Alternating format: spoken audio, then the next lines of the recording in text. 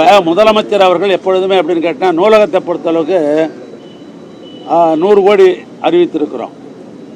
இல்லை கட்டடங்கள் உள்ளடக்கி இப்போ புத்தகம் வாங்கணும், ரேக்கு வாங்கணும், அதுவும் அதில் இருக்கும்.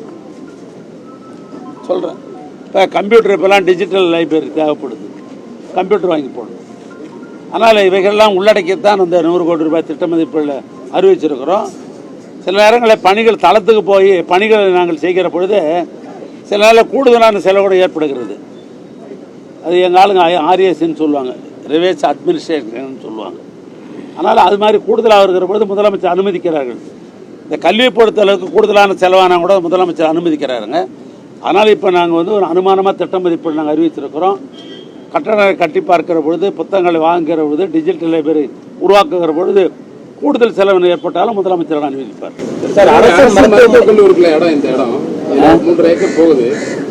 இங்க 250 மாணவர்கள் மருத்துவம் படிக்கிறாங்க. விரிவாக்க பகுதிக்கான இந்த இடத்தை தேர்வு பண்றதுனால அந்த மருத்துவக் கல்லூரிக்கான விரிவாக்கம் பாதிக்கப்படும். எப்பயுமே முன்னோக்கி பார்க்கணும், எதையுமே பின்னோக்கியே பார்க்கக்கூடாது வாழ்க்கையில். அதாவது இந்த நூலகம் கட்டுறது என்பது அந்த மருத்துவக் கல்லூரி மாணவர்களுக்கு சேர்ந்து தான். இது ஏதோ பொதுவாக இருக்கிறவங்க மட்டும் இல்லை, நம்முடைய பத்திரிகை நண்பர்களும் நீங்களும் படிச்சுக்கலாம், மருத்துவக் கல்லூரி மாணவர்களும் படிச்சுக்கலாம், கலைக்கல்லூரி மாணவர்களும் படிச்சிருக்கலாம், இன்ஜினியரிங் ஆளுநரும் படிக்கலாம். ஏன்னா புத்தகம் என்பது உலகத்தை பற்றி புரிஞ்சுக்கிற ஒன்று. அதனால் வந்து உங்களுக்கு அந்த அடிப்படையில் வந்து இந்த இடம் ஒரு பொருத்தமான இடமே. ஏதோ மருத்துவக் கல்லூரி இடத்தை எடுத்துக்கணும் அப்படி அல்ல.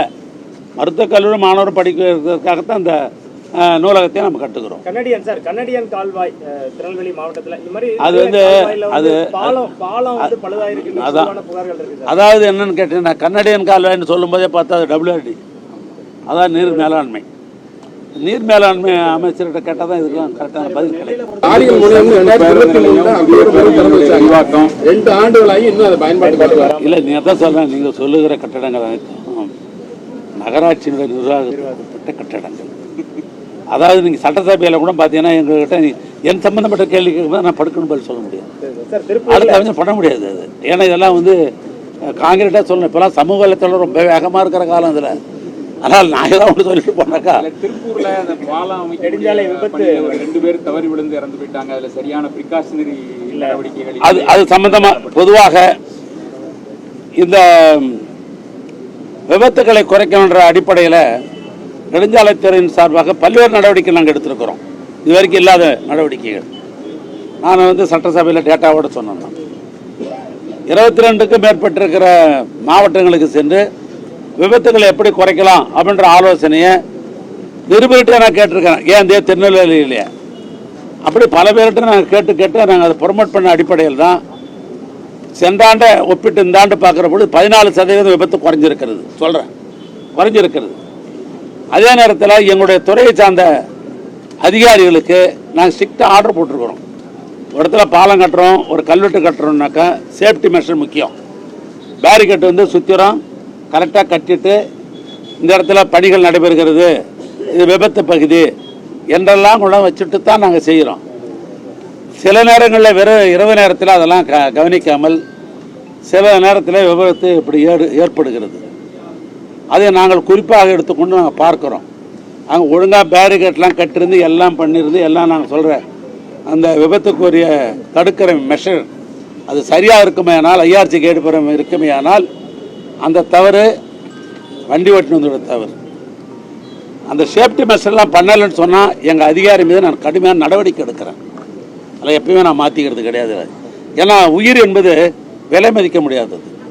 நேற்று தினம் செய்தியை கேட்டவுடனே முதலமைச்சர் அவர்கள் அந்த குடும்பத்திற்கு 3 லட்சம் அறிவித்து விட்டார். அது வந்து நாங்கள் அறிவிக்கிறோன்னா அந்த குடும்பத்து மீது இருக்கிற எங்களுக்கு ஒரு பரிவரம் தான் அவர் அரசுக்கு. ஆனால் விபத்து வந்து சென்றாண்டோட இந்த ஆண்டு குறைத்திருக்கிறோம். ஆனால் இன்னும் குறைக்கிறதுக்கு வேண்டிய முயற்சிகள் நாங்கள் எடுத்துக்கொண்டிருக்கிறோம். என்ன காரணம் விபத்து அதிகமாக வர்றதுக்கு இன்னொரு காரணம் ரோடு, வேகமான வண்டிகள். இப்போதெல்லாம் பார்த்தீங்கன்னா ஒரு காலத்தில் அம்பாசிடரும் பிஎட்ன்றதெல்லாம் மாறி இப்போல்லாம் வெளிநாட்டு வண்டிகள் தான். நம்ம டிரைவர் தம்பிமார்கள் வண்டி ஓட்டுறதுலையும் சரி, இல்லை சொந்த வண்டி ஓட்டுறதும் சரி, ரோட்டில் போகும்போது வேகமே தெரியாத அளவுக்குலாம் வண்டி வேகமாக போயின்னு இருக்குது. காரணம் முறையான ரோடு ரொம்ப செப்பனப்பட்டிருக்கிற இடத்துல வேகம் போகுது.